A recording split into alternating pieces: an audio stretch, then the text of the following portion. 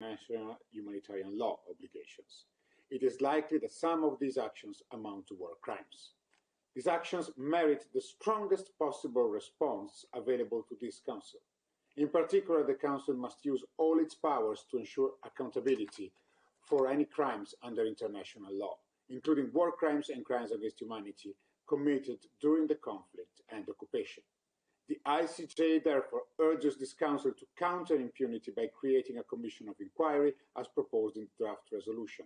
The Commission must be accorded all necessary powers and resources to document and analyze crimes under international law and violation of human rights and international humanitarian law related to the conflict. I thank you. Gracias. Tiene la palabra Human Rights Watch. We left because we have no bomb shelter, Yulia told Human Rights Watch. Mr. President, close to 700,000 have fled Ukraine in search of safety, and over 100,000 have been internally displaced. At the border, we witnessed despair and disbelief. Lines of cars stretch for kilometers. People lack food and water and face freezing temperatures. On the very first day of the invasion, Russian forces used cluster munitions in a strike just outside a hospital in Volodar, killing 4 civilians. Recent attacks in populated areas of multiple cities have clearly illustrated the inherently indiscriminate nature of cluster munitions and wide-impact explosive weapons. Targeted, indiscriminate, and disproportionate attacks on civilians are war crimes. The Council should urgently establish a commission of inquiry to investigate all allegations of violations in Ukraine, to collect and preserve evidence and identify those responsible. We welcome the decision by the prosecutor of the International Criminal Court to open an investigation. In Russia, over 6,000 anti-war protesters have been detained, and multiple independent media outlets blocked over their factual reporting on the war. This too should be the subject of Council scrutiny. For 8 years, civilians have borne the brunt of the armed conflict in eastern Ukraine, from indiscriminate attacks to travel restrictions, limited access to food, healthcare, education, and basic services. The Council should send a strong message that there will be no impunity for the crimes committed in Ukraine. Thank you.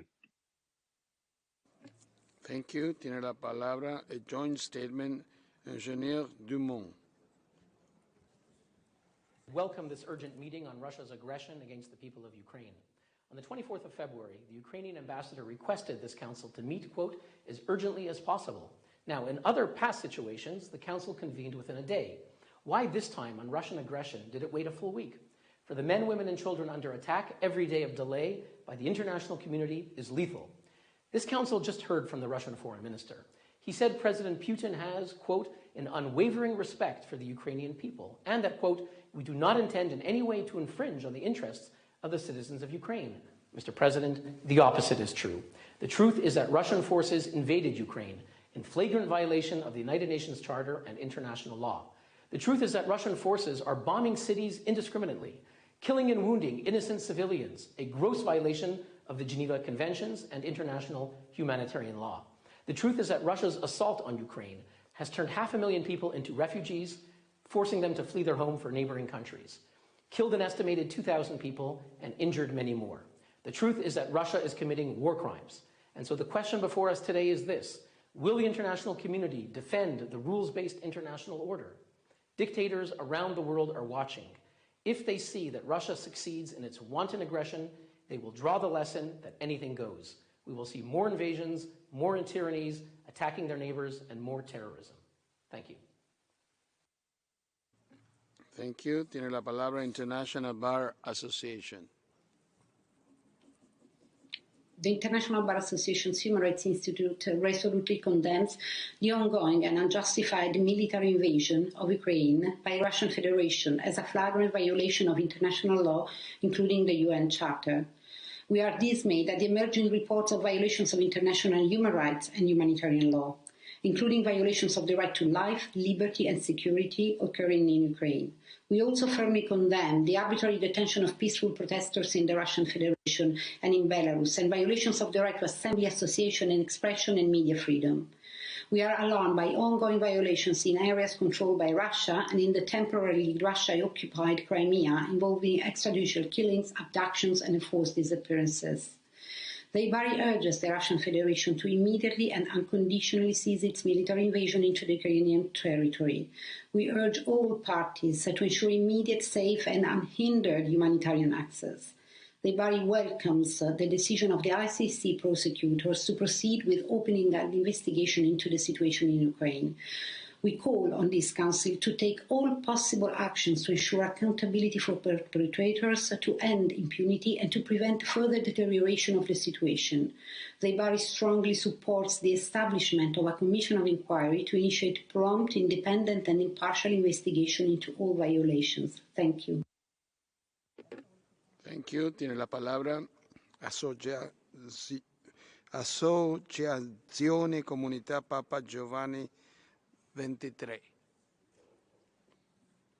APG 23 calls for an immediate halt to hostilities in Ukraine. Once again, the folly of war is being chosen, the most devastating impact of which falls on civilians and defenseless populations. We would like to echo what Pope Francis said: those who wage war forget humanity. They do not start from the people, but put partisan interest and power in front of everything. With our long practice as a non-violent peace corps in war zone, we witnessed the catastrophic consequences of wars, widows, orphans and destroyed lives. On the other side, we experienced the constructive force of non-violence. The war in Ukraine, like any other conflict, violates the human rights of individuals and peoples to peace, as well as all the other human rights. We express our solidarity with the populations involved in this conflict and support the efforts of civil society in Ukraine and the Russian Federation, working towards an immediate cessation of hostilities for embarking on a path of true peace and reconciliation. A process of disarmament is urgently needed to guarantee peace. Even more urgent is the need to prevent an escalation into a nuclear war and ensure the humanitarian protection of civilians by also activating humanitarian corridors. In this regard, APG 23, as other NGOs, has already started its humanitarian mobilization. We appeal to the UN and all concerned parties to strive for an end to the fighting, by all means of diplomacy, implementing the principle of peaceful settlement of disputes. Thank you.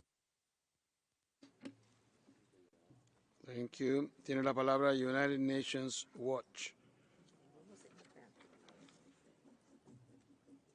Council prepared to defend international peace and basic human rights, to oppose aggression on a scale unseen in Europe since World War II? Will they uphold their responsibility to defend the rules-based international order? Let us consider. 2 years ago, despite our urgent appeals not to do it, the UN elected Russia as a member of this Human Rights Council. This violated the Council's own rules. Members are obliged to uphold the highest standards of human rights. Mr. President, does this Council believe that Russia's bombing of civilians in Kyiv, Kharkiv, and other cities and towns across Ukraine upholds the highest standards of human rights? Under the Council's rules, members can be removed on account of gross and systematic violations of human rights. Therefore, if this Council is serious, here's what it must do. 1. Remove Russia from the Council immediately. 2. Adopt a resolution on the situation of human rights within Russia itself. 3. Establish an independent monitor to protect courageous Russian dissidents, such as Alexei Navalny and Vladimir Karamurza, both of whom were poisoned. 4. Abolish the mandate known as the Special Rapporteur on Unilateral Coercive Measures, the purpose of which is to define sanctions against Russia and other dictatorships as illegal. 5. Demand the High Commissioner and independent experts speak out against the crimes in Ukraine. Mr. President, the people of Ukraine are under assault. The time to act is now. Thank you. Gracias. Tiene la palabra Amnistía Internacional. Recording this from a safe place, but part of my team, my family, my friends are now in bomb shelters. As I speak, Russian forces are encircling cities. They are bombing schools with cluster munitions. They are wreaking havoc on civilians and civilian infrastructure.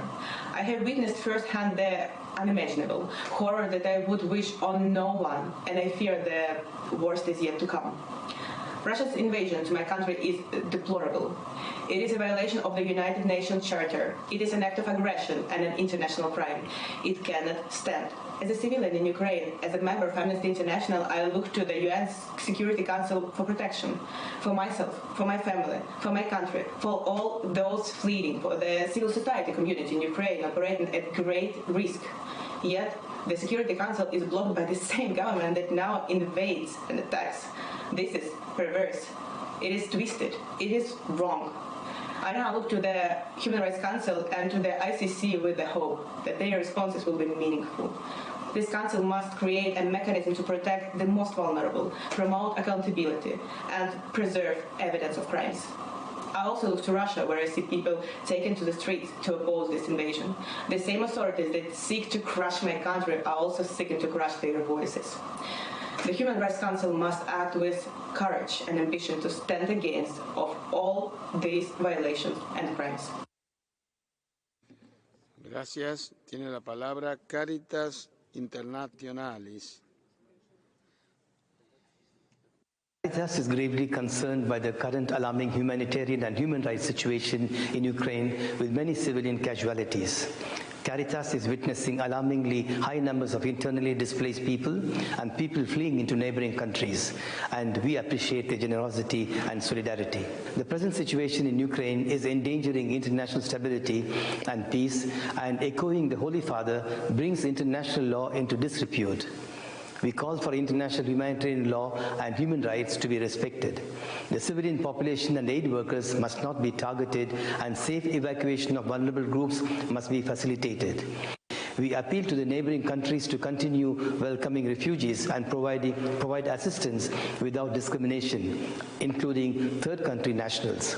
The Caritas Confederation is also deeply concerned by the safety of migrants and refugees left in Ukraine and who are in urgent need of protection. We call on the Office of the High Commissioner for Human Rights and relevant special procedures to closely monitor the human rights situation of vulnerable groups, both in the country and on the move, and who are exposed to increased risks and human rights violations, including human trafficking. Caritas stands in solidarity with the people of Ukraine and all the victims of this crisis and appeals for peace.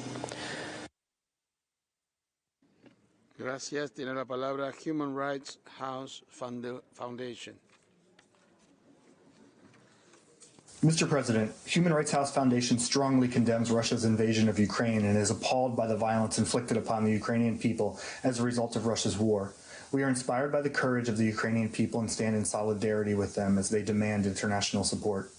HRHF calls on the Human Rights Council to mandate a commission of inquiry in order to promote accountability for human rights violations associated with Russia's war against Ukraine. We also call on member states to ensure full resources are available to the UN monitoring mission in Ukraine. At the same time, we implore the Council to establish a special rapporteur on human rights in Russia. For far too long, the international community has avoided taking concrete action to hold Russian authorities accountable for their domestic campaign to target civil society, silence dissenting and opposition voices, shutter free and independent media, and ban any form of peaceful protest. We now see that these actions to repress the freedoms of assembly, association, and expression have allowed the authorities to wage an unprovoked war against their neighbor. For these reasons, we also call on the Council to request the General Assembly to suspend Russia's membership in this body. We also remind member states to take all necessary steps to ensure the safety of Ukrainian, Belarusian, and Russian human rights defenders and their families as Russian authorities expand their brutal assault against them. In the short term, governments must be prepared to use their diplomatic presence in Ukraine to protect human rights defenders and their families at significant risk and facing imminent threat by Russian authorities. HRDs and their families will also continue to require urgent and emergency visa support and resources while abroad to continue their important work. Thank you. Thank you. Now I give the floor to a joint statement by Child Rights Connect. Joint statement by Child Rights Connect, Eurochild and other NGOs. We stand in solidarity with all the children, families and organisations that are working in Ukraine and neighbouring countries in these extremely difficult times. We're profoundly concerned by the rapidly deteriorating humanitarian situation facing children and the short and long-term consequences on their rights. We condemn the recent attacks on schools and kindergartens in Ukraine. The war will have knock-on effects throughout Europe at a time when the pandemic has already deepened inequalities. Russian Federation and Ukraine have both ratified the UN Convention on the Rights of the Child and its optional protocol on the involvement of children in armed conflict. We call on all parties to the conflict to abide by international humanitarian law and human rights law, ensure safe access to humanitarian assistance, protect civilians and vital infrastructure such as hospitals and schools. We echo the UN experts' call to protect the rights of all human rights defenders, including child human rights defenders, who are exercising their right to freedom of peaceful assembly, association, and expression. As networks, organizations, and individuals committed to protecting and promoting the human rights of children, we stand united against war. We reiterate the Secretary-General's call for a ceasefire and a return to dialogue to stop the escalation.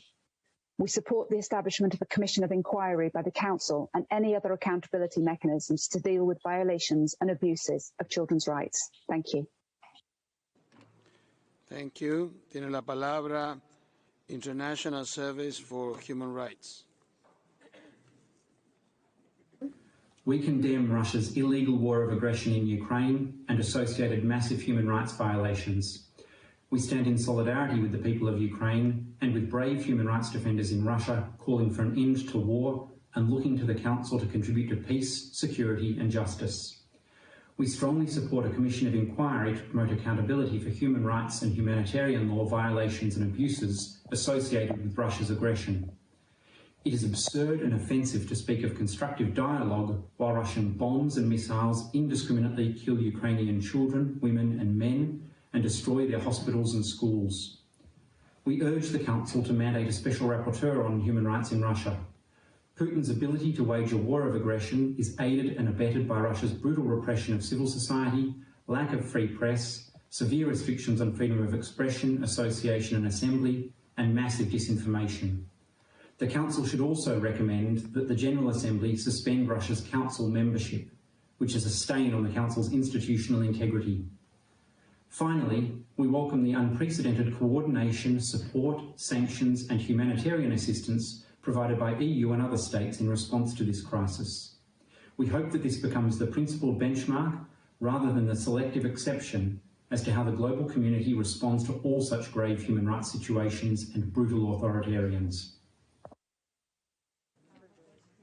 Gracias. Tiene la palabra International Lawyers Organization.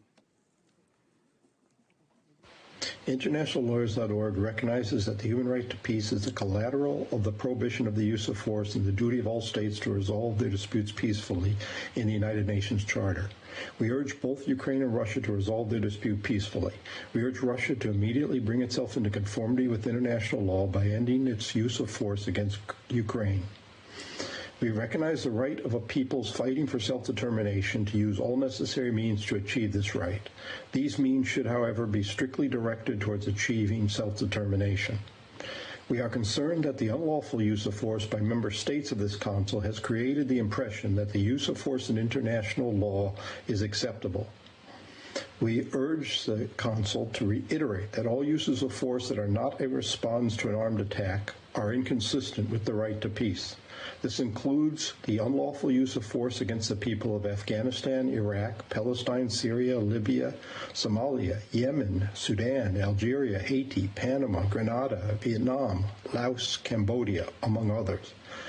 If law is weaponized to punish only some unlawful uses of force, the rule of international law is weakened. All unlawful uses of force should have the consequence that they are ended and that reparations are made to those who have suffered as required by international law. The right to peace is a right of all persons.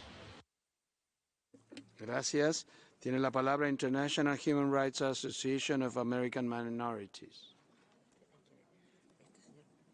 National Human Rights Association of American Minorities deplores the loss of life in Ukraine, calls for an immediate ceasefire and prompt humanitarian assistance. We condemn the violation of the prohibition of the use of force and deplore that over the past 30 years, Article 2.4 of the UN Charter has been violated by states who have conducted military activities without approval of the Security Council against Yugoslavia, Afghanistan, Iraq, Libya, and Syria, where war crimes were committed with impunity. We deplore the continued bombardment of civilians in Yemen and condemn the silence of the international community when Armenians of Nagorno-Karabakh were victims of aggression resulting in thousands of civilian deaths. Such illegal use of force created precedents of permissibility and diminished the authority of the United Nations. While Iran calls upon Russia to stop its aggression in Ukraine, third parties must refrain from adding fuel to the fire. Ukraine and NATO should respect the legitimate security interests of Russia, who feels threatened by its hostile eastward expansion and by the flooding of Ukraine with lethal weapons. We recall that Article 2.4 of the Charter prohibits not only the use of force, but also the threat thereof. In 1962, the world was saved from nuclear apocalypse by a quid pro quo. Soviets removed missiles from Cuba, Americans removed missiles from Turkey. Today, the world demands a compromise that guarantees sustainable peace based on a new security architecture for Europe and the world. Thank you. Tiene la palabra Minority Rights Group. This statement by a Ukrainian and international coalition of Romani human rights defenders and allies to call for peace and solidarity and call on the Russian Federation to cease the violence caused by the war against Ukraine. This war is not only a threat to European security and peace, it comes with violence of international humanitarian and human rights laws under the treaties ratified by Russia. As members of global community who has and continues to face far too many tragedies, we wish to express our deep concern regarding the fast escalation of violence and the increasing number of victims this war has already caused. From the Second World War to the Balkan Wars of the late 90s, history has shown us that in times of war or conflict, the plight of Roma, as well as other minorities, is continuously ignored, rendered invisible, and used to further our persecution. As we are witnessing people of all nations stand in solidarity in countries around the world, let us collectively fight for peace, justice, and integrity concretely by continuing to unite and take stand against the causes of war and violence, calling on authorities and aid actors to ensure that Roma minorities and marginalized people are granted equal access to protection and safety when seeking refuge, including those without identity documents. As Human Rights Council, we ask you to establish a commission of inquiry able to monitor the human rights violations and violence experienced by Roma and other minorities who often face double consequences during the war. I thank you so much. Thank you. Tiene la palabra International Humanist and Ethical Union. Thank you, Mr. President. The unprovoked and illegal invasion by Russia in Ukraine is a violation of the UN Charter and international law, including human rights law. As each day goes by, we witness an increasing number of gross and systematic violations of human rights. It is a tragedy unfolding before our eyes. This Council has a duty to respond. It must adopt a robust resolution, unequivocally condemning Russia's actions and establishing a commission of inquiry to report on the situation in Ukraine and promote accountability for all forms of human rights violations occurring there. Such violations are clearly facilitated and sustained by the oppressive human rights climate in the Russian Federation itself. The severe restrictions on free expression, the widespread propagation of disinformation, the repression of civil society, and the intimidation, censoring, and criminalization of journalists all contribute to the Russian government being able to wage a war of aggression without accountability at home. Accordingly, any Council resolution needs to create a mandate for a special rapporteur on the human rights situation in Russia. Mr. President, we meet today at the UN Human Rights Council, a body specifically tasked with protecting and promoting the human rights of all. To have a country that is, as we speak, dropping bombs on innocent civilians and willfully blocking any action at the UN Security Council, continue to sit as a member of this Council is nothing less than a stain on the Council's integrity and a shame on us all. Any resolution adopted must urge the General Assembly to suspend Russia's Human Rights Council membership immediately. I thank you. Thank you. Tiene la palabra Civicus, World Alliance for Citizen Participation. Civicus stands in solidarity with the people of Ukraine and calls for a swift, unified and targeted international response. The protection of human rights defenders, journalists and activists must be a priority. Human rights defenders and journalists have a responsibility to document human rights violations, a role which is critical for the international community to hold perpetrators responsible. In a letter to the United Nations Commissioner for Human Rights a few days before the invasion, the United States expressed serious concerns about information in its possession that Russia has created lists of journalists, activists and minority groups whom they plan to kill or send to camps. All parties to the conflict have a responsibility to protect human rights defenders, journalists and civilian populations and to guarantee the free flow of humanitarian aid. An act of aggression on this scale needs commensurate response. We call upon the Council to create an investigative and accountability mechanism to monitor, investigate and document human rights violations so that perpetrators can be identified and held to account. Russia is rated as repressed on the Civicus Monitor, and journalists and activists have long been the target of government crackdowns. It is clear that a nation that does not respect the rights of its own people will not respect the rights of others. In this context, Russia has no place as a member of the premier human rights body of the UN, and we join calls for Russia to be suspended from Council membership. Thank you. Tiene la palabra Institute for NGO Research.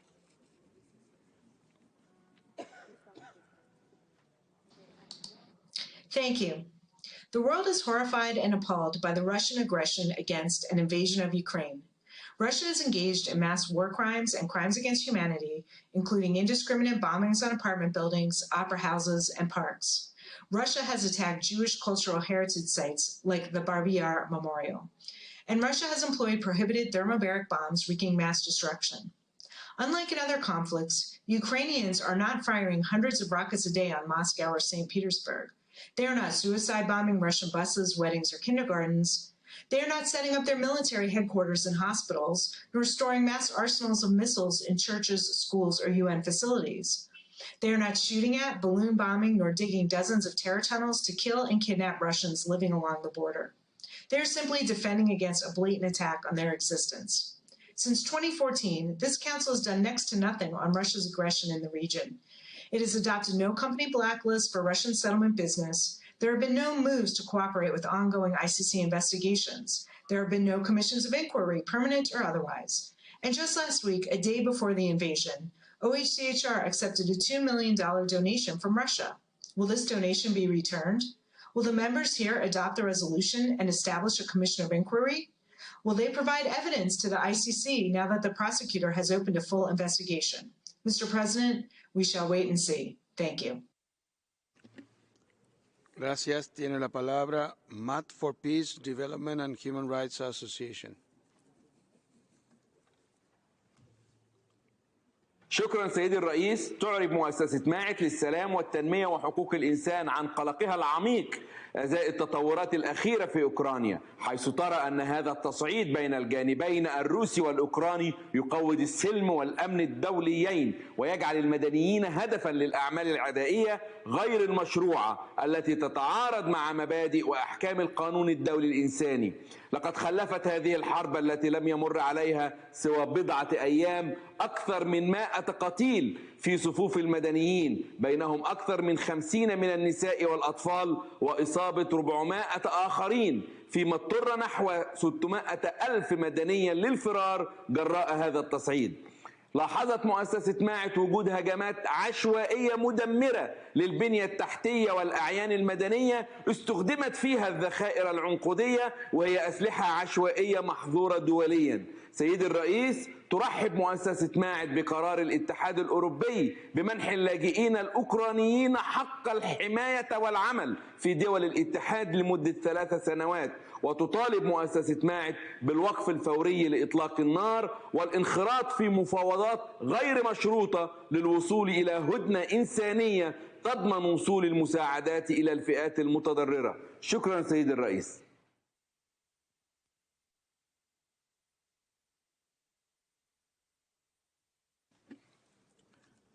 Gracias. Tiene la palabra Access Now. Mr. President, Your Excellencies, as we speak, the people of Ukraine continue to suffer under an illegal, brutal invasion, both offline and online. I'm drawing attention to cyber attacks that compound suffering in Ukraine and threaten human rights. We stand with the people of Ukraine as they endure Russia's large-scale invasion targeting population centers, alongside ongoing cyber attacks that impact critical services and infrastructure. Cyber attacks destroy essential systems like electrical grids and hospitals, exacerbating tensions and endangering lives. Violations of human rights online enable and escalate offline violence, and the calculated attacks targeting digital systems essential to people's safety and well-being are unacceptable.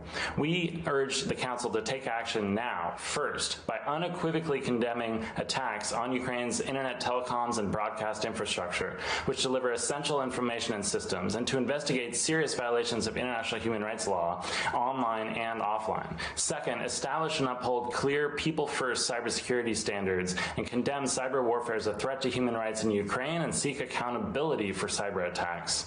Finally, timely support for local actors, particularly human rights defenders, activists, and journalists, is needed to help these vulnerable groups strengthen their resilience against cyber attacks. Thank you. Thank you. Tiene la palabra European Union of Jewish Students. Madam President, my name is Christina Ster, and I'm the President of the Ukrainian Union of Jewish Students. I'm speaking on behalf of the European Union of Jewish Students, and I'm recording this message from bomb shelter in Kharkiv, Ukraine.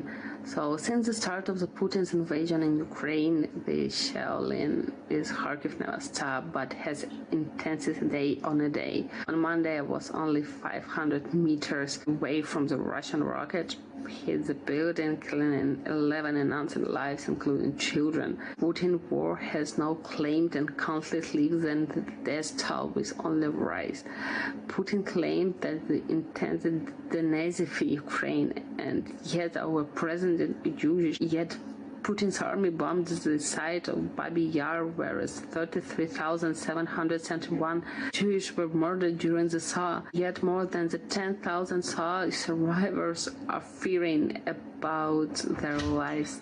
Madam President, make no mistakes, Putin was a criminal, a war criminal. In the past days, the Ukrainian peace, Jewish and non-Jewish life have taken an army, not just the army, the Ukrainian citizens, with the most incredible bravery. We are fighting for our rights, for our freedom, and now we are praying for the peace.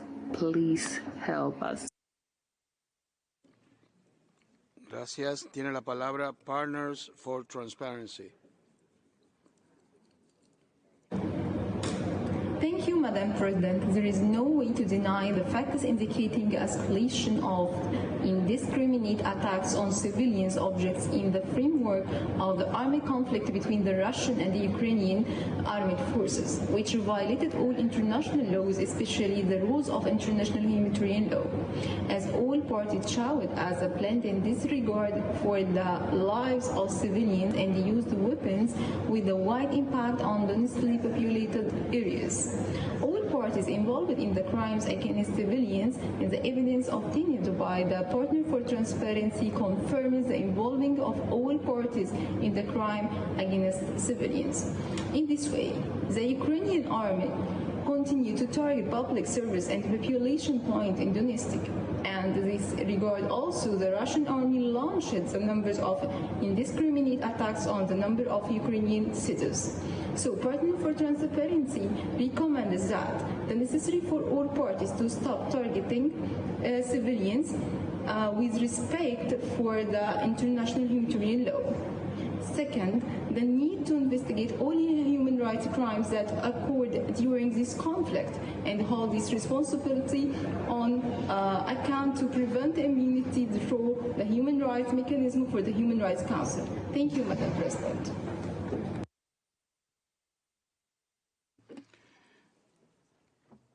Tiene la palabra World Federation of Ukrainian Women's Organization. Madam President, since 2014, the World Federation of Ukrainian Women Organizations regularly has made interventions in the Human Rights Council about the effects of Russian aggression against Ukraine and the violations of human rights in the illegally occupied Crimea and Donbass. 7 days ago, Russia started a full-scale war against Ukraine in flagrant breach of Ukraine's territorial integrity and sovereignty and prohibition of use of force in the UN Charter. People of Ukraine have been subjected to bombing and shelling. Russian forces have targeted residential buildings, hospitals, schools, kindergartens, orphanages. The number of refugees is nearing 1 million. The situation of women and children is particularly fragile. A large number of women and children have been killed or blessed. Many women and children staying in shelters have been deprived of their basic needs. Gross violations of the right to life, liberty and security have already taken place. We are particularly concerned about the likely consequences of this brutal aggression on human rights in Ukraine through forced displacement of civilians, disappearances, restrictions of freedom of assembly and expression, persecutions and other human rights violations. Russian Federation is committing crimes against humanity and war crimes. Russia must be held accountable for that. We invite the Human Rights Council to call upon the Russian Federation to respect international humanitarian law, prevent attacks on civilians, residential areas, schools, medical institutions, and to call for all those detained to be treated consistently with international human rights law. Above all, please continue to call for an end to Russian aggression. Thank you. Gracias. Tiene la palabra Campaign for Innocent Victims in Conflict. 1 week into the war, the consequences on civilian populations have been devastating. Initial reports focused on significant incidental harm resulting from war fighting in densely populated areas. As conflict escalates, we are also observing the increased use of tactics designed to create massive casualties. The international community needs to support the adoption of urgent measures to protect the civilian population of Ukraine. The absolute priority is to bring about a ceasefire and stop the fighting. Second, evacuation routes need to be urgently negotiated in order to allow civilians to safely flee. Civilians must not be prevented from fleeing nor being attacked during the process. Third, humanitarian corridors or green corridors must be established from and into areas exposed to intense fighting, where the dire need of food, medical supplies, and winterization items increases the vulnerability of the population day after day. Fourth, in order to bring about full accountability and transparency, the important work of existing monitoring and investigation mechanisms in Ukraine need to be reinforced and scaled up. And in addition, an independent fact-finding mission, for instance, under the form of an independent international commission of inquiry, needs to urgently be established to hold perpetrators into account. All parties should abide by international humanitarian law and international human rights law, and precautionary measures need to be taken in attack or against the effects of attack to protect the civilian populations of Ukraine. Thank you. Y el último orador en la lista es Center for Global Non-Killing. Dear human beings, Mr. President, non-killing, in reverence for life. We were all born from a mother. We were all nurtured, or will be, until we become adults.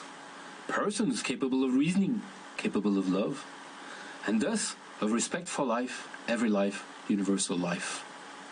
Humanity is facing again a conscience crisis. It is not a matter of winning or losing, or of strife, or of a culture of peace being stronger than a culture of war, or of how we failed once again to prevent it. Though, as every life, it counts. It is about leading a normal life, each and every one of us. Whatever our functions or merits, as human beings, normal people on a sustained planet in a sustained peace. They are high humble people who need to review their behaviors and attitudes regarding the right to life. If they come to respect life in all circumstances, may they be pardoned. Senseless and heartless killing must stop, now as forever. We are all part of the solution. We can all become non-killing centers. Thank you.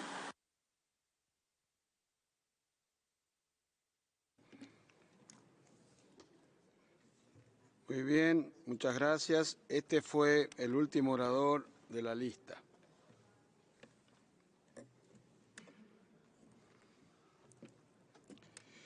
Antes de comenzar a tomar acción sobre el proyecto de resolución L1, sugiero que hagamos una prueba de votación para que cada Estado miembro se familiarice con el sistema de votación. Cuando pida a la Secretaría que abra la máquina de votación, las luces de los botones de votación empezarán a parpadear. Si desean votar sí, pulsen el botón verde más.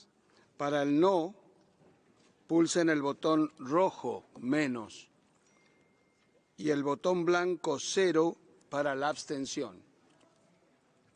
Ahora invito a todos los representantes que pulsen uno de estos botones en el sistema de votación, el cual tiene una pegatina con la leyenda voto y que se encuentra en la mesa de uno de sus asientos.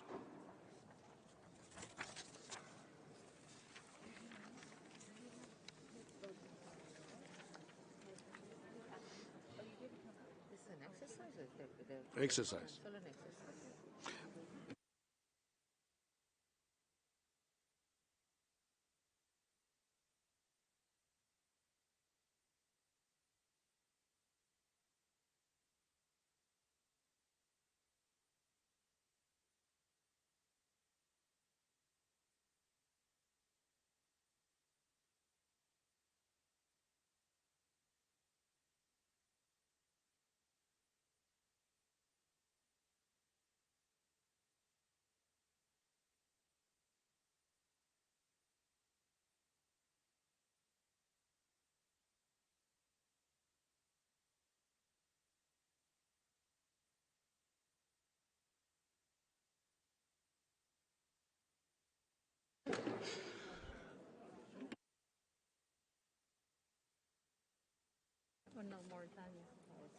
Estamos esperando un Mauritania que... ¿Está Mauritania en sala?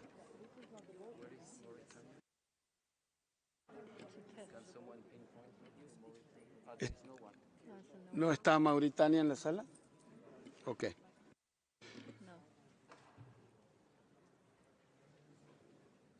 Si es así, pido a la Secretaría, primero a las delegaciones que comprueben si su voto se refleja correctamente en la pantalla. Y si es así, pido a la Secretaría que cierre la máquina de votación.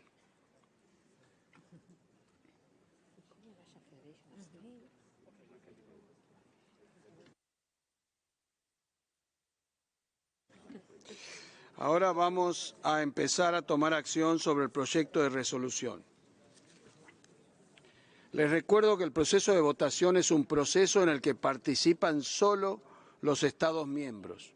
Los Estados observadores solo pueden intervenir en dos casos: en la fase de presentación de un proyecto de propuesta o cuando el Estado observador sea un país concernido por un proyecto de resolución o decisión. Salvo en estos dos casos, los Estados observadores no podrán tomar la palabra hasta que finalice el proceso de votación, ni para plantear una cuestión de orden. Permítanme recordarles, y esto es muy importante, que de acuerdo con nuestro proceso de votación, todas las mociones de procedimiento, como las enmiendas orales y las solicitudes de votación sobre párrafos separados, deben anunciarse durante el segmento de comentarios generales. Si una moción de procedimiento se plantea por primera vez cuando la votación ha comenzado con la explicación de voto, la moción se considerará inadmisible. Les ruego que tengan esto presente.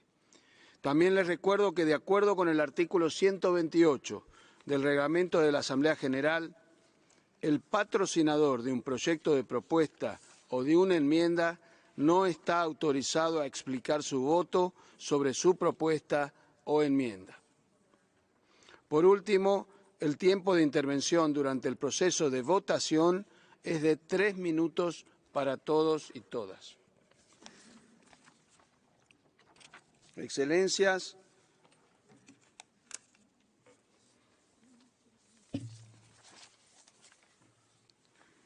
el Consejo examinará ahora el proyecto de resolución L1 titulado Situación de los derechos humanos en Ucrania derivada de la agresión rusa.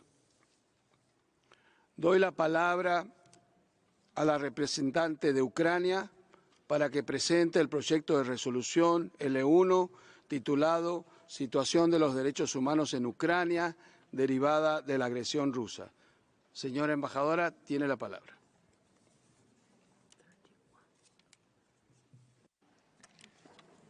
Mr. President, the delegation of Ukraine has an honor to present for the consideration of the Human Rights Council Resolution L49/L1, Situation of Human Rights in Ukraine resulting from the Russian aggression, so far co-sponsored by 68 countries.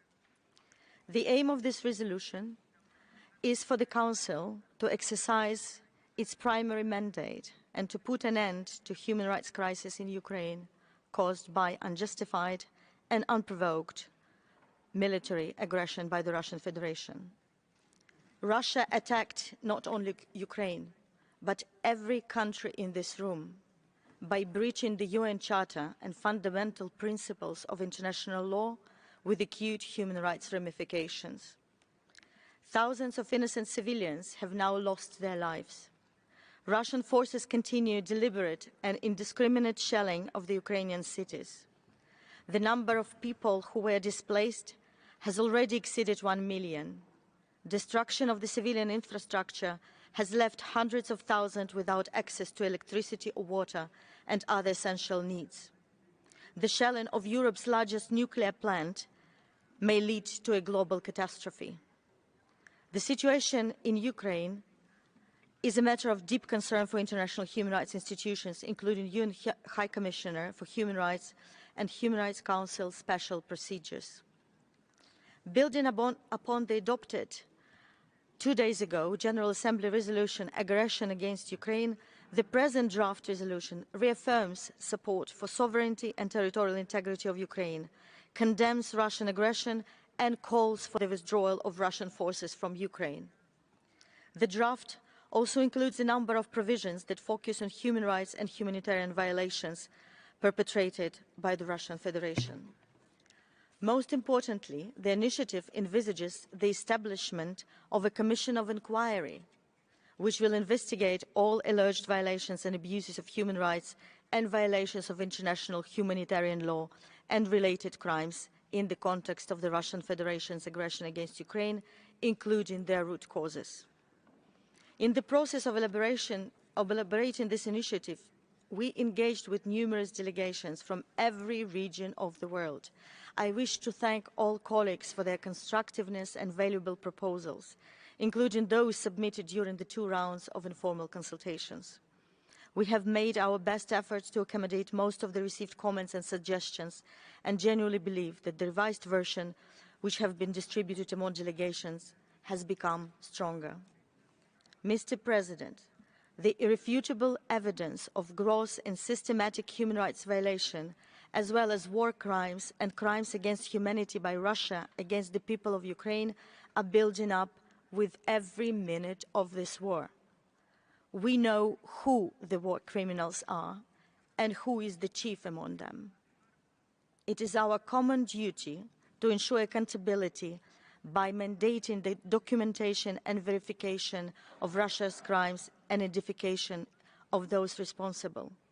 This is the only way to ensure that such blatant dereliction of human rights values, which we deeply cherish, will never repeat itself in any place of the world. Therefore, Ukraine looks forward to the adoption of this important action and counts on your active and strong support. And now, I would like to observe the moment of silence for all victims in Ukraine stemming from the Russian aggression and invite my colleagues to join me.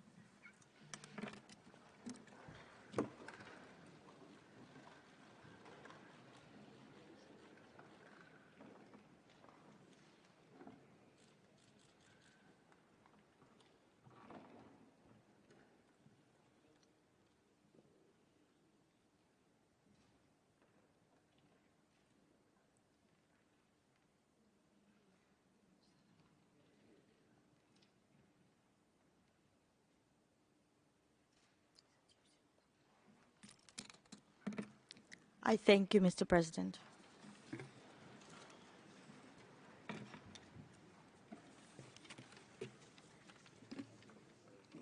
Muchas gracias, señora embajadora. La Secretaría me ha informado de que hay 31 copatrocinadores adicionales del proyecto de resolución. Doy la palabra a los Estados miembros ahora del Consejo que deseen hacer comentarios generales sobre el proyecto de resolución L1 en su versión oralmente revisada.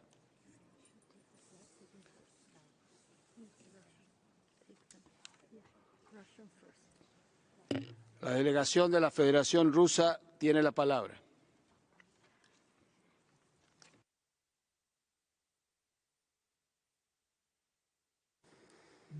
Благодарю вас, господин председатель. Мы уже высказывали свое негативное отношение к проведению срочных дебатов. Их цель для нас очевидна – отвести внимание от преступной политики киевских властей в отношении своего же народа, возложив при этом всю ответственность на Россию. Рассматриваемый проект резолюции это наглядно подтверждает. В нем нет ни слова о преследовании и убийствах журналистов, оппозиционеров, правозащитников и просто несогласных, пытках, ущемлении прав религиозных и национальных меньшинств, сужении пространства для гражданского общества, всплеске расизма и расовой дискриминации. Между тем, все это стало реальностью и неотъемлемой частью современной Украины. Прибавьте к этому развязанную Киевом войну со своим же народом в Донбассе. Все эти 8 лет Украина под одобряющие кивки своих западных кураторов осуществляла обстрелы населения Донецка и Луганска, держа в страхе их жителей. Хотя бы кто-нибудь из вас, уважаемые европейские и американские коллеги, осудил эти действия, убийство тысяч людей, детей, посочувствовал их страданиям, вызванным постоянными бомбежками и блокадой? Не нашли мы в тексте резолюции и осуждения в адрес западных кукловодов Киева, которые накачивают страну летальным оружием. По всей видимости, им безразлично, что поставляемые на Украину переносные зенитно-ракетные комплексы и другое вооружение будет убивать и калечить. Тем временем киевский режим сознательно выпускает из тюрем уголовников и бесконтрольно раздает им оружие, которое уже используется против гражданских лиц. По всей Украине орудуют мародеры, грабящие и убивающие простых людей. Не боитесь ли вы, господа западные миротворцы, что ваше вооружение попадет в руки таких уголовников и будет также использовано сначала против гражданского населения Украины, а потом вернется к вам, уже по каналам преступных группировок? Скажут ли вам за это спасибо жители Европы? Отмечаем исключительно однобокий характер рассматриваемой резолюции. Не находим в ней какой-либо практической пользы. В конце концов, для неравнодушных к ситуации на Украине уже 8 лет существует возможность высказаться в ходе регулярных диалогов в рамках СПЧ по положению с правами человека в этой стране.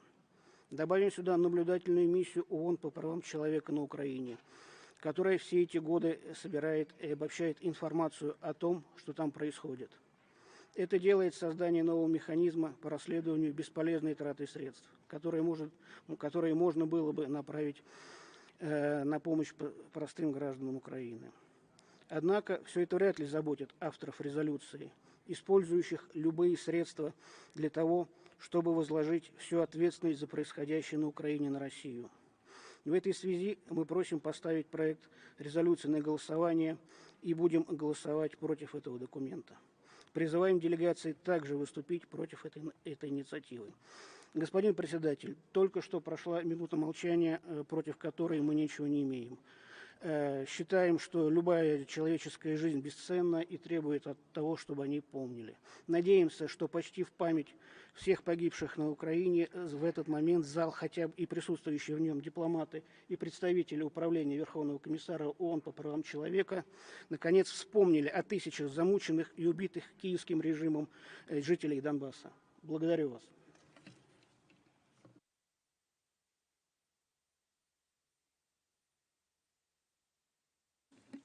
Gracias. Le doy la palabra. Je donne la parole à l'ambassadeur de la France.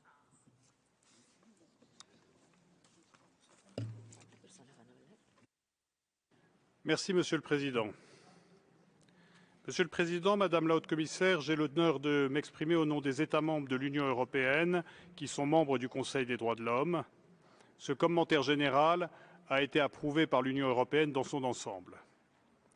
L'Union européenne souhaite tout d'abord féliciter et témoigner de sa solidarité et de son soutien à la délégation ukrainienne qui travaille dans des circonstances très difficiles et sous d'extrêmes pressions.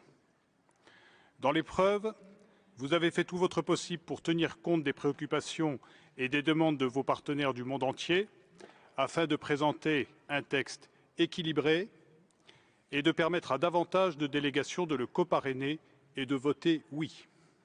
Monsieur le Président, la position de l'Union européenne est désormais bien connue. Il n'y a qu'un seul agresseur dans cette guerre, c'est la Russie. Pas l'OTAN, pas l'Europe, pas l'Ukraine. La Russie doit être tenue responsable de ses actions. Malgré les appels de la communauté internationale, l'offensive russe s'intensifie au point de bombarder la centrale nucléaire civile de Zaporijia au risque de conséquences effroyables pour l'Ukraine, l'Europe et le monde. La résolution qui nous est présentée crée une commission d'enquête qui examinera toutes les violations et tous les abus des droits de l'homme et les violations du droit humanitaire international dans le contexte de l'agression de la Fédération de Russie contre l'Ukraine. L'Union européenne soutient pleinement la création de cette commission et espère qu'elle sera opérationnelle dès que possible. Pour ces raisons, les États membres de l'Union européenne qui sont membres du Conseil voteront oui à la résolution. Je vous remercie, Monsieur le Président. Merci. Tiene la palabra Alemania. Thank you, Mr. President. Germany aligns itself with the EU statement. Yesterday's debate sent a very clear signal. The vast majority of member states condemn the Russian aggression against another state and a member of this council. The concern about the dire human rights situation caused by this aggression is close to unanimous. The Council has been clear and strong in its condemnation in a practically unprecedented manner. In her statement, the High Commissioner for Human Rights pointed out the grave human rights violations committed by the Russian forces. Those are the facts. The distortion of the truth and misinformation campaigns of one delegation must not remain unanswered. In this regard, I commend the mission of Ukraine, Ambassador Yevgenia Filipenko, and all her staff. Their courage and professionalism in these days impresses all of us. Mr. President, the territorial integrity and sovereignty of a UN member state is at stake. Fundamental principles of the UN Charter, international humanitarian law and human rights law have been violated. The country in whose territories those violations are committed is requesting the establishment of a commission of inquiry in order to ensure accountability. Let us follow this request. Germany fully supports the establishment of a commission of inquiry and the resolution we are voting on today. We call on all members of this Council and the United Nations to support this call. Thank you. Thank you. Tiene la palabra Países Bajos.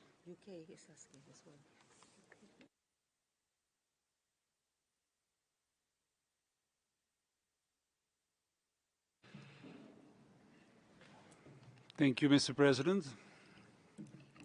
The Netherlands aligns itself with the general comment delivered by France on behalf of the European Union.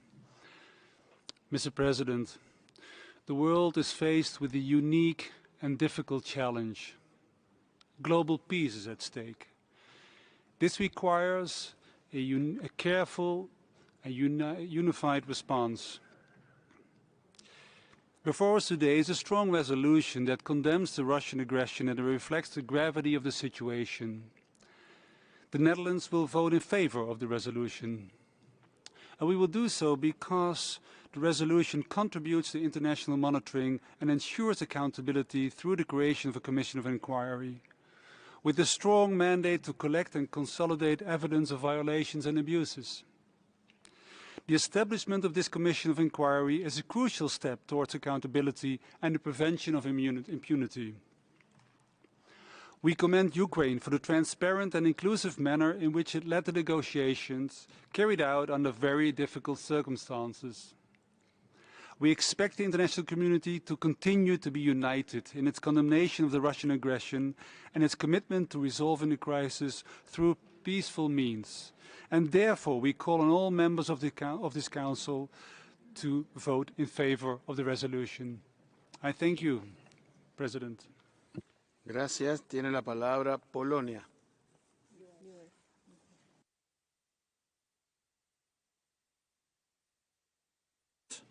Madam High Commissioner, Madam Deputy High Commissioner, Madam Assistant Secretary General, colleagues, Poland aligns itself with the general statement delivered by France on behalf of the European Union and wishes to add some remarks in its national perspective. From the very beginning of the ongoing Russian military aggression against Ukraine, Poland condemns Russian actions in the strongest terms. We are shocked by the increasing human impact already amounting to hundreds of civilians killed and injured, and over 2 million of displaced persons, including 1 million of refugees. As the Polish Foreign Minister Zbigniew Rau said in this very council 2 days ago, this unprecedented armed attack by Russia destroys the foundation of the existing security architecture and constitutes a flagrant violation of international law, including the United Nations Charter. It is openly confirming our worst fears that Russia holds human rights in complete disregard. What we have seen in the recent days is inconceivable for a peaceful and safe world. A state, permanent member of the United Nations Security Council, as well as a member of this Council, has invaded an independent state and, with cold blood, attacked its citizens, including women and children. It seems that tragedies of the past 20th century world are emerging. We cannot remain passive while facing these atrocities. Today it is crucial to stop the aggression and to prevent the aggressor from committing further violations of international law, including humanitarian law and human rights law. This is why Poland strongly supports the resolution situation of human rights in Ukraine stemming from the Russian aggression tabled by Ukraine.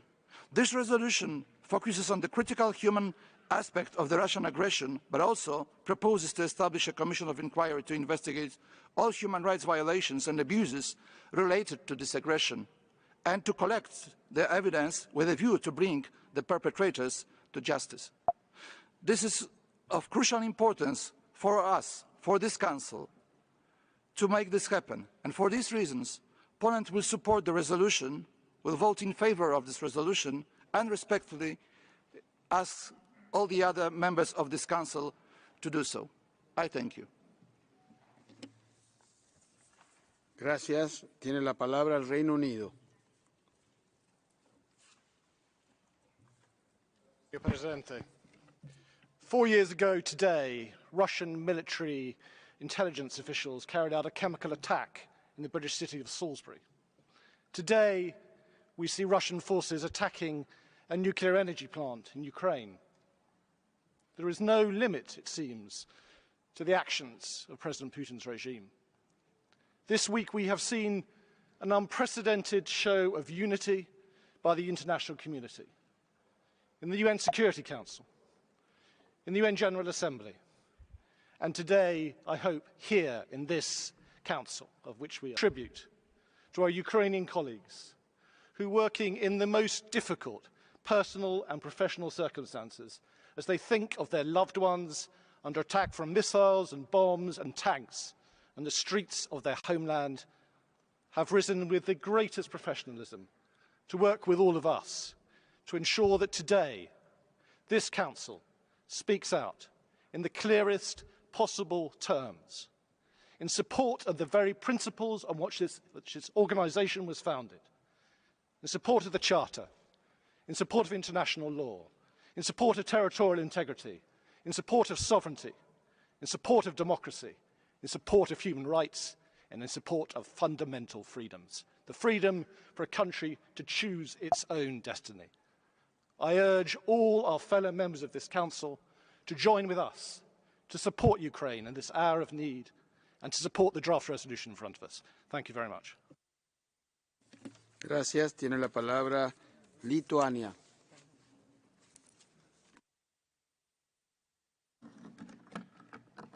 Thank you, Mr. President, Madam High Commissioner, Excellencies, ladies and gentlemen. Lithuania fully supports the statement delivered earlier on behalf of the European Union. And Lithuania, in the strongest possible terms, condemns Russia's open, large-scale aggression against independent, peaceful, and democratic state of Ukraine. And we must be very clear about the terminology we use. It is not conflict in Ukraine. It is Russia's aggression on Ukraine. Even more, it is attack against us all, against the international law and rules, against the multilateral system we believe in. Participation of Belarus in this attack means sharing responsibility for its consequences. This brutal invasion is an appalling and flagrant violation of the Charter of the United Nations, the Helsinki Final Act, the Budapest Memorandum, and the Charter of Paris. Also, we must not be carried away by lies and misinformation the Russian Federation uses. We call on the international community to see the facts. The human rights and humanitarian situation in Ukraine is worsening as we speak. The number of civilian casualties is growing. Concern about the fate of those within the territory under attack or siege by Russian troops is alarmingly rising. This morning, we saw attack on the largest nuclear power plant in Europe. If it will be damaged, human suffering will be of unspeakable proportions. The United Nations General Assembly 2 days ago sent a strong message to the world, and the Human Rights Council cannot be silent. It is this Council's role to address situations of gross human rights violations and also take immediate steps to prevent them. Therefore, we fully supported Ukraine's request for an urgent debate and stand fully behind the resolution before us today. The gravity of the situation fully justifies the establishment of a commission of inquiry, and the aggressor must be stopped and held accountable. Lithuania will vote in favor of the resolution, and we call on other members of this Council to do the same. I thank you.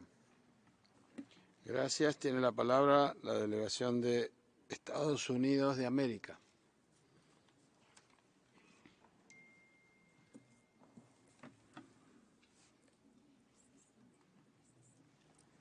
Mr. President, Excellencies, Russia must be held to account for the grave human rights situation caused by its senseless, premeditated, and unprovoked military attack on Ukraine. The High Commissioner for Human Rights has stated that Russia's vicious action clearly violates international law and puts at risk countless lives. The Secretary General has lamented the rising death toll and concluded that Russia has violated the UN Charter, Article 2(4) of which states that all member states shall refrain in their international relations from the threat or use of force against the territorial integrity or political independence of any state. With millions of civilian lives at stake, Ukrainian and non-Ukrainian alike, as Russian troops open fire on the streets of Kyiv, as they drop bombs on residential buildings in populated areas, as they shell kindergarten students in their schools, Russia must be held to account by this Council. Over 1 million people have been forced to flee their homes in fear of their lives. The United States stands for upholding international law. The United States stands in support of the UN Charter. Mr. President, Excellencies, the United States and all American people stand with Ukraine and its people. Thank you. Gracias. Ahora no hay más. Ahora escucharemos al otro país concernido mencionado en el proyecto. Doy ahora la palabra al distinguido representante de Belarus.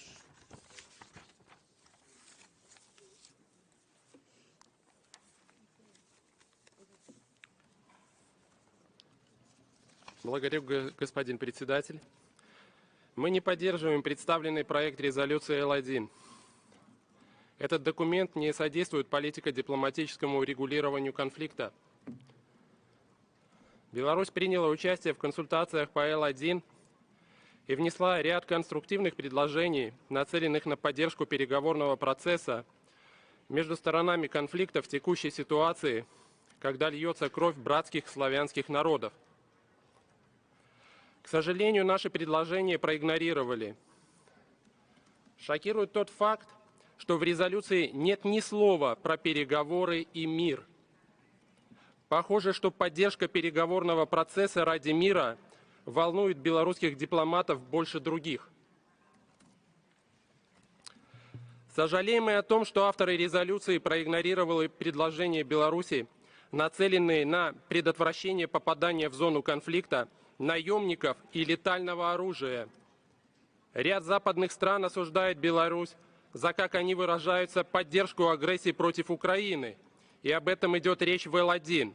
Но давайте скажем себе честно, кто подпитывает пламя конфликта в Украине?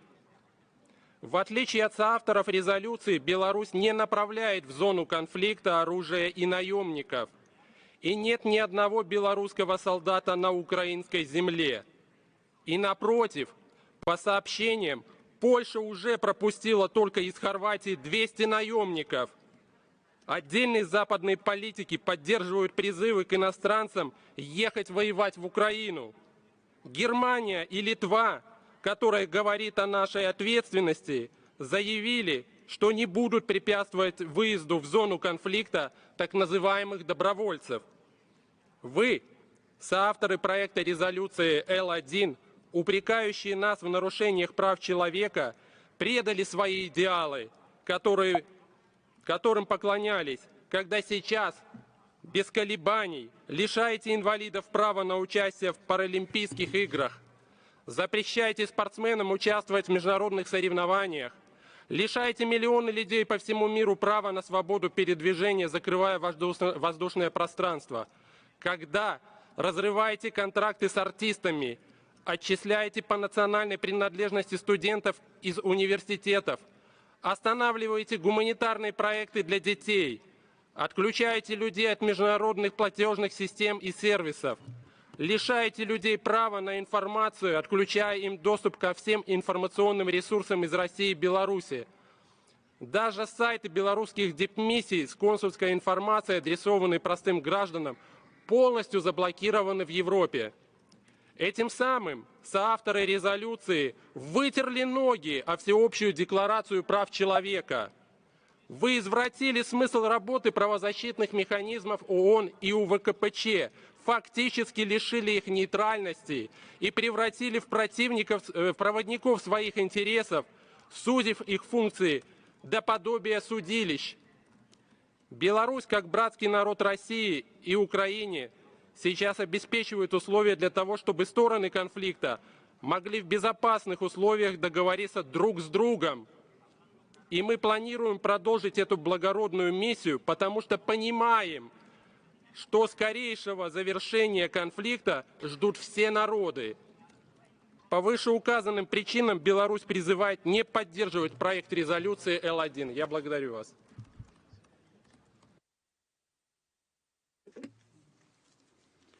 Muchas gracias. La Secretaría me ha informado de que hay consecuencias presupuestarias por programas por un importe de $4.163.500 americanos para este proyecto de resolución. Una copia de la declaración ha sido publicada en la extranet del Consejo. El Consejo procederá ahora a tomar una decisión sobre el proyecto de resolución L1 en su versión oralmente revisada. Daré la palabra a los miembros del Consejo que deseen hacer explicaciones de voto antes de la votación sobre el proyecto de resolución L1 en su versión oralmente revisada.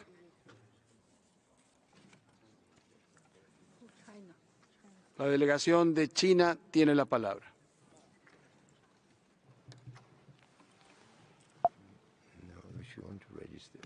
主席先生，中方一直密切关注乌克兰局势，支持和鼓励一切有利于和平解决乌克兰危机的外交努力。当前联合国采取的任何行动，都要以地区和平稳定和各方普遍安全为重，应当有助于局势降温，推动外交解决。中方一向反对将人权问题政治化和借人权问题对别国施压，不赞成任何可能激化矛盾的做法。因此，我们反对设立乌克兰问题独立国际调查委员会。中国代表团不能支持 L1号决议草案。谢谢主席先生。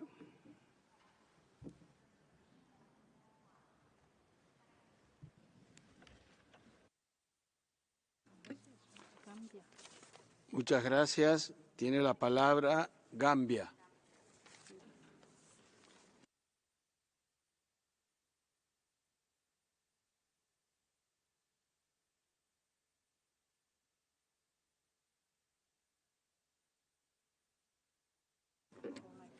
Microphone, please, Ambassador. Ambassador, please. Provoked. Microphone, and you can start again, please. Thank you. Good afternoon. As Gambia sits here, we wish to take the floor and add our voice on a very difficult moment. Our collective conscience is not only tested, but provoked.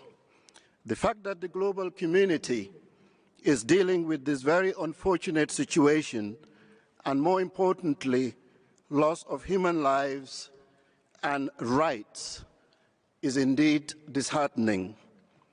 The Gambia is disturbed with the far-reaching implications of such acts to the global community. Multilateralism, sovereignty, territorial integrity, and our collective humanity is provoked in bounds that we have never experienced for a very long time.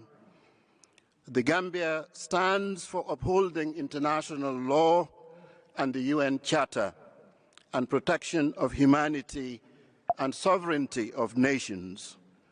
We encourage all of us to sit back for a moment and draw to our humanity and encourage courage and conviction and diplomatic solutions for the bloodshed to stop. We're losing children, we're losing women, we're losing elderly. Rhetoric is not going to restore our humanity. Excellencies, as we go through the political ping-pongs, we must know that human lives continues to be affected. We are disheartened as a nation, and our thoughts and our prayers are for the lives that are lost. We thank you. Gracias. Tiene la palabra la delegación de Cuba.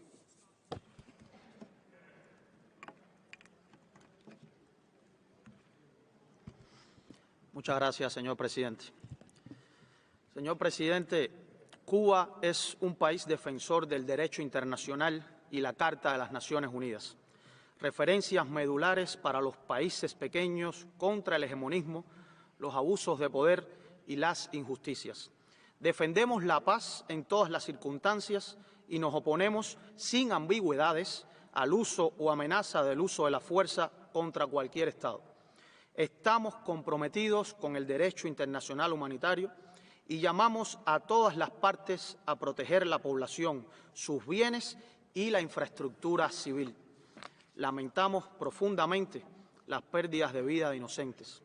El pueblo cubano ha tenido y tiene una relación entrañable con el pueblo ucraniano.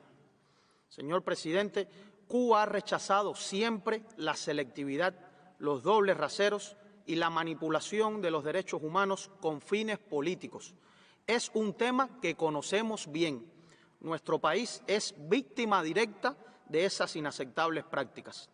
Escuchando las intervenciones de algunos países, parecería que se ha hecho justicia a las atroces violaciones de los derechos humanos perpetradas en el pasado reciente.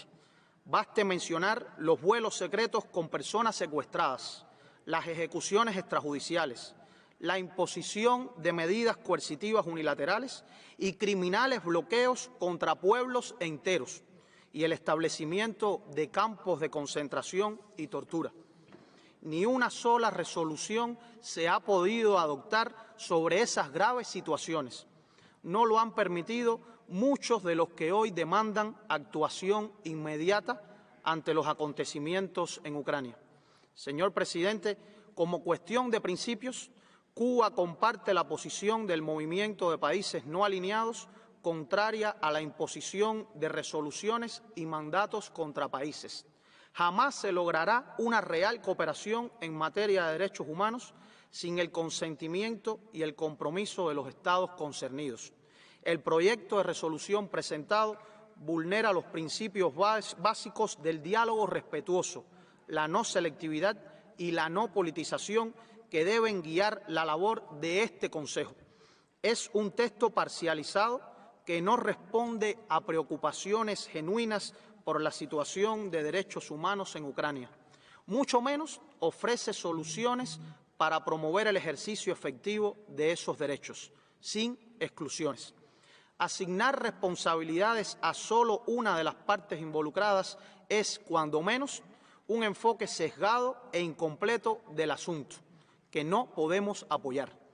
Cuba continuará abogando por una solución diplomática de la actual crisis en Europa, por medios pacíficos que garantice la seguridad y soberanía de todos, el ejercicio efectivo de los derechos humanos, la paz y la seguridad regional e internacional. Muchas gracias. Gracias. Tiene la palabra el distinguido delegado de de Venezuela.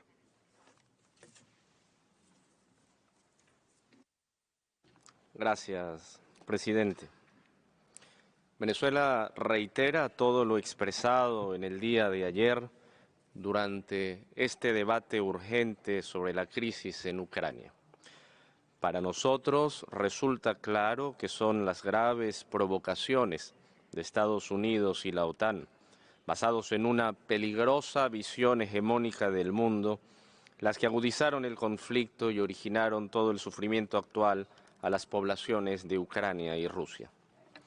Lamentamos constatar que el proyecto de resolución presentado no es equilibrado. Adolece de serios desbalances en sus argumentaciones y planteamientos dirigidos exclusivamente en contra de una de las partes en el conflicto. Venezuela ratifica su firme posición de principios de rechazo a la imposición selectiva de mecanismos contra países específicos y más aún cuando estos no cuentan con el consentimiento del país concernido.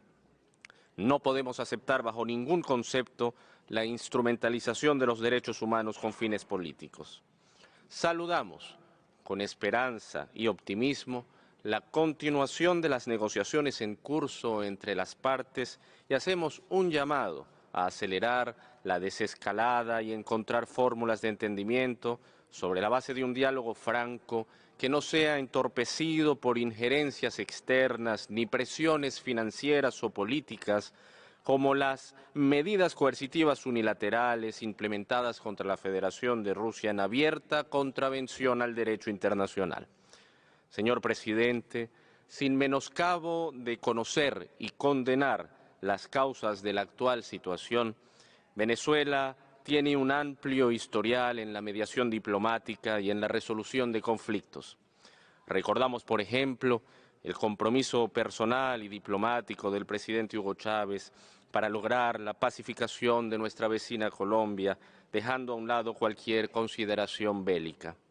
Venezuela se opone, por principios y por su tradición histórica, a cualquier forma violenta de resolver los conflictos y confía en el diálogo efectivo como el mejor camino para la resolución pacífica de las divergencias. La principal razón de este Consejo es preservar los derechos humanos de las poblaciones de ambos países y ofrecer un claro mensaje de paz. Por tales razones, confiando plenamente en la necesidad de generar una vía de confianza para labrar la paz, Venezuela se abstendrá en la votación del proyecto de resolución 49/L.1, sin que ello suponga que su actual posición pueda ser considerada como un precedente en la constitución de mandatos que entorpecen la suprema labor de este Consejo en defensa de los derechos humanos. Muchas gracias. Muchas gracias. No veo ninguna otra solicitud de palabra. Por lo tanto, a petición de la delegación de la Federación Rusa, el Consejo procederá ahora a una votación registrada.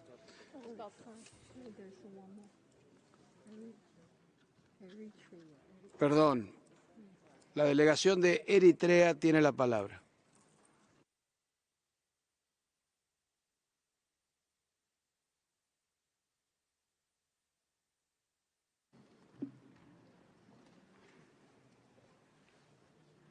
Thank you, President. Eritrea reiterates its statement on the urgent debate it submitted on the situation yesterday. On this regard, Eritrea sees the debate as a political exercise with very little contribution to curbing genuine human suffering. We believe it doesn't contribute to the sustenance of peace, security, and indeed collective security of both Russia and Ukraine. There is no consent by the country concerned, and introducing coercive measures will be counterproductive. The resolution itself lacks adequate balance on the victims of the human rights violations. It is from this point that we object to the resolution. Apart from this, Eritrea stands with all victims of the conflict. And for these reasons, we will not support the resolution.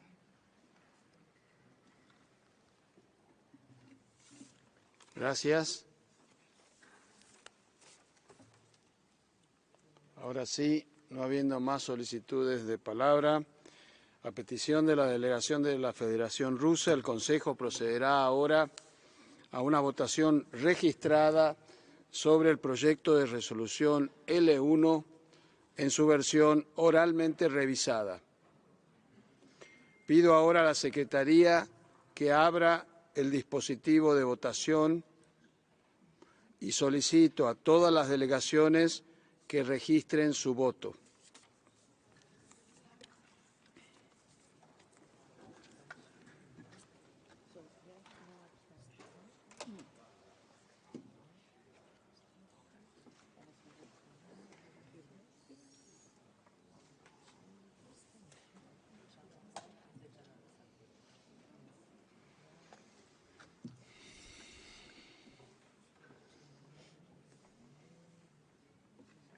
¿Están todos?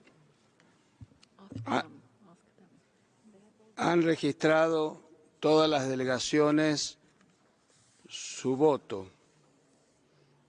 Pido a las delegaciones que comprueben que su voto se refleja correctamente en la pantalla.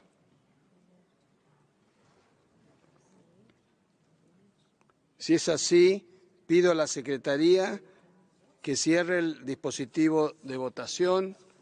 La votación está cerrada. Los resultados de la votación registrada son los siguientes: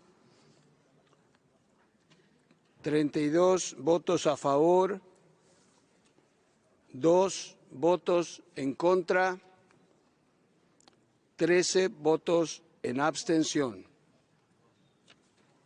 El proyecto de resolución L1 en su versión oralmente revisada es, por lo tanto, adoptado. Copia del resultado de la votación se cargará en breve en la extranet.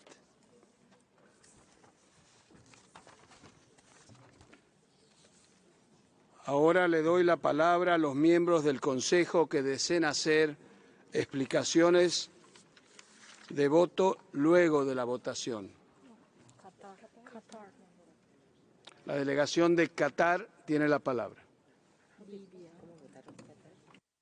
السيد الرئيس، صوتت دولة قطر لصالح مشروع القرار الذي تم اعتماده اليوم في هذا المجلس، وذلك انطلاقا من التزامها بالمبادئ الأساسية التي تقوم عليها سياستها الخارجية، والالتزام بمبادئ القانون الدولي وميثاق الأمم المتحدة، لا سيما الامتناع عن التهديد باستخدام القوة أو استخدامها، وتسوية النزاعات الدولية بالوسائل السلمية، والالتزام بالسيادة والاستقلال السياسي والسلامة الإقليمية للدول الأعضاء.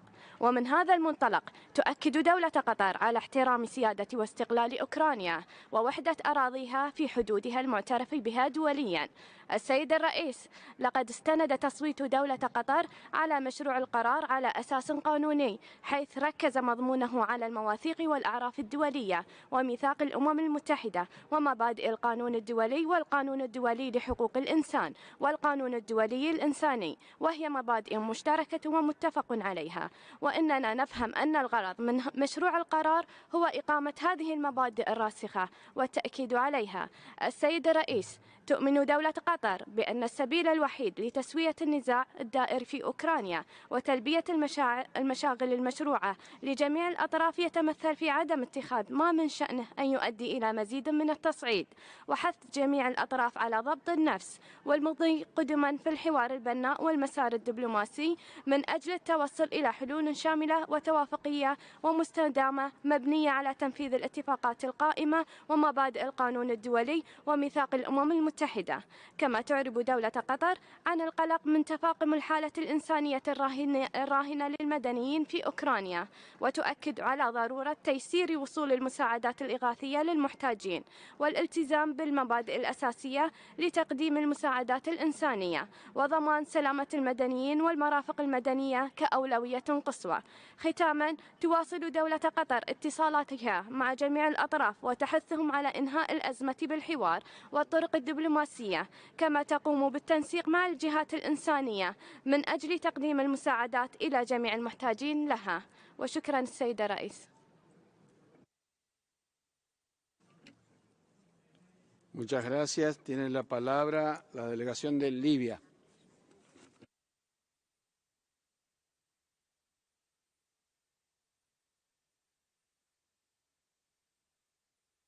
شكرا سيد الرئيس.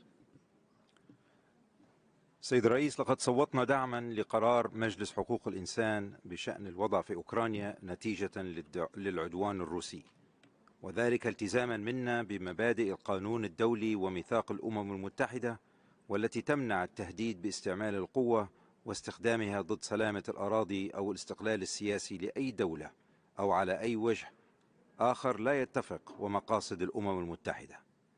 وانبثق ذلك من تجربتنا، فقد عانت بلادي كثيرا من التدخلات الأحادية وغير المشروعة في شؤوننا الداخلية، الأمر الذي كان له الأثر المباشر في زيادة حدة الصراع وارتكاب كثير من انتهاكات القانون الدولي الإنساني وحقوق الإنسان. وأشير هنا إلى الدور الخطير التي قامت به بعض العناصر المسلحة الأجنبية في ليبيا، ولذلك نؤكد على احترام الاستقلال السياسي وسلامة الأراضي وسيادة كل الدول ومنع التدخل في شؤونها الداخلية. شكرا سيد الرئيس.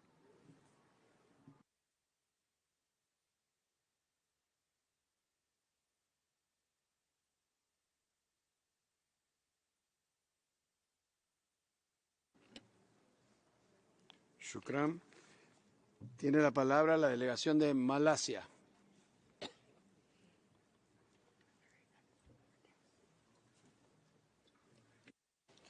Mr. President, Malaysia is seriously concerned with the situation in Ukraine, and we reiterate our call for an immediate ceasefire and de-escalation of hostilities.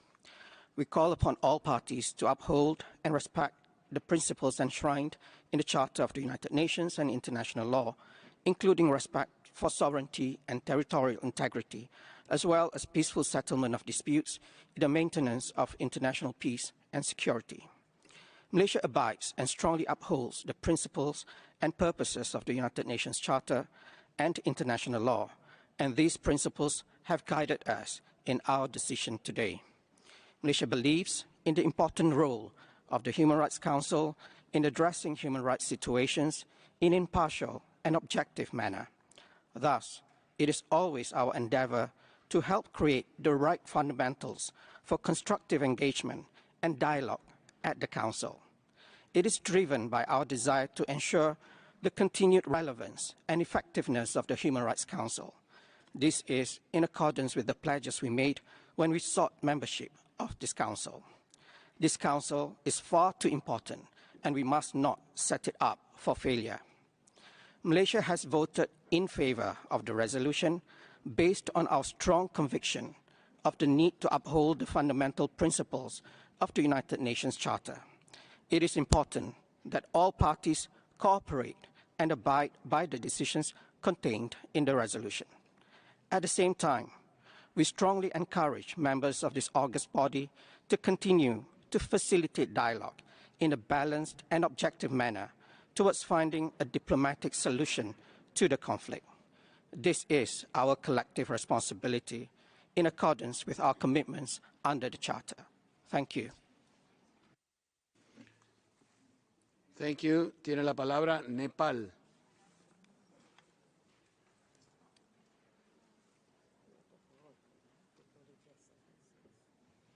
Perfecto.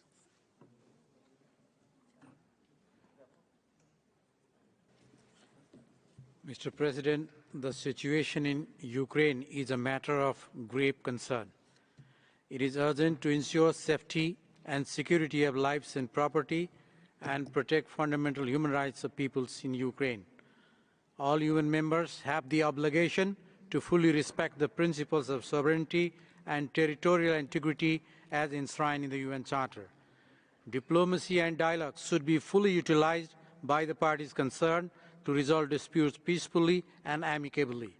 With the expectation that this resolution will contribute towards these principles and values, Nepal voted in favor of the resolution. I thank you.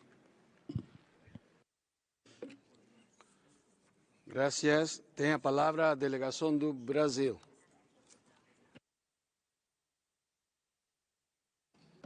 Muito obrigado, Senhor Presidente. Madam High Commissioner, the deteriorating circumstances on the ground have convinced us of the need for the Human Rights Council to add its voice to the Security Council and the General Assembly in seeking solutions to the crisis in Ukraine. For this reason, we supported the current urgent debate. There is an imperative need for all relevant UN bodies to work together towards re-establishing peace, safeguarding security, and protecting human rights and fundamental freedoms in Ukraine. Despite constructive proposals during the negotiations of the resolution, we are disappointed by the text before us. Brazil would have favored a more balanced draft that could create space for dialogue among all parties and send a strong message for respect of international human rights law. Unfortunately, the current text is flawed. While we are pleased to note that the mandate of the Commission of Inquiry has been refocused to address the current crisis rather than past events, we still believe it is not an appropriate mechanism at this stage to assess and review the facts on the ground. Given the lack of objective and verifiable information available regarding human rights violations and abuses, we reiterate our view that a fact-finding mission with a robust but fair mandate would be a more effective and efficient tool to achieve our immediate common objectives. We're also frustrated that our comments regarding key language on peace and security were not duly taken on board. The text still contains a number of references which would be better addressed in other UN fora, like the Security Council and the General Assembly, rather than the Human Rights Council. Much of the terminology used in the text is clearly inspired by recent Security Council initiatives, while concepts related to humanitarian and refugee law are imprecise. In the context of the HRC, such language constitutes unjustifiable precedent that can only exacerbate the politicization of our deliberations. In addition, we consider that references to future legal procedures preempt the result of the proposed investigations. We need first to gather, verify, and assess facts on the ground before making recourse to international courts. Such references are counterproductive at this point in time and will not contribute to the goals advocated by this Council, which should be primarily to promote respect to human rights and to further avoid civilian people suffering in Ukraine. Likewise, Brazil is concerned that the inclusion in the current resolution of a specific paragraph on ICC initiatives could establish a dangerous interdependence between that august body and Human Rights Council proceedings, bypassing established channels and procedures. Despite the shortcomings that we have outlined, we above all believe that this Council cannot stay silent. It must first and foremost act according to its mandate to protect human rights in Ukraine and support a peaceful solution to the crisis in the country. For these reasons, Brazil decided to vote in favor of the resolution on the situation of human rights in Ukraine. Thank you. Obrigado. Tiene la palabra Indonesia.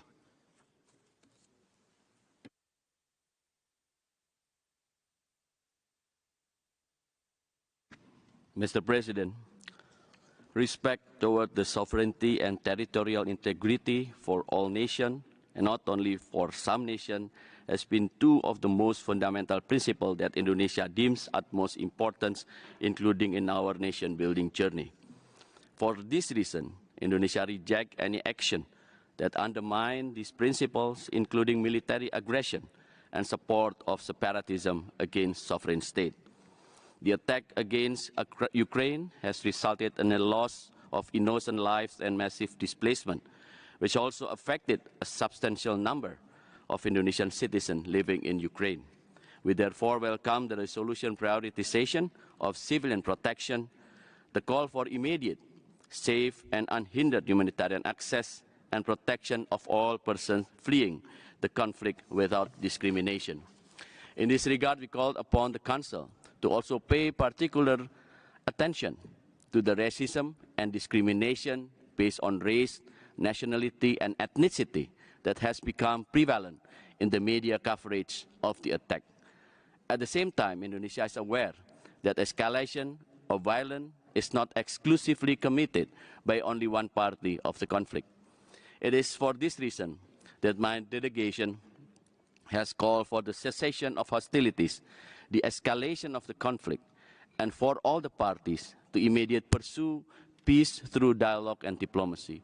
Furthermore, we encourage the international community to contribute to the de-escalation of the situation by creating an enabling and conducive environment for negotiation between the parties and not fueling hostilities.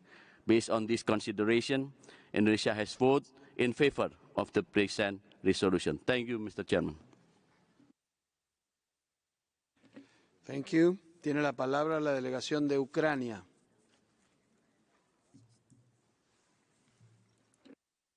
Mr. Chairman, I would like to make a general comment here. The delegation of Ukraine welcomes the adoption of today's resolution, which has brought together UN members from all regions of the world against the aggression and human rights violations and breaches of international law. I thank all those who voted for the right cause. А теперь я хотела бы обратиться к российским и белорусским дипломатам и гражданам этих стран, которые работают в Женеве. Находясь здесь, вы все прекрасно видите и все прекрасно понимаете. И у каждого человека есть возможность выбора. Продолжать защищать зло или сохранить человеческое достоинство. И этот выбор за вами. I thank you, Mr. President.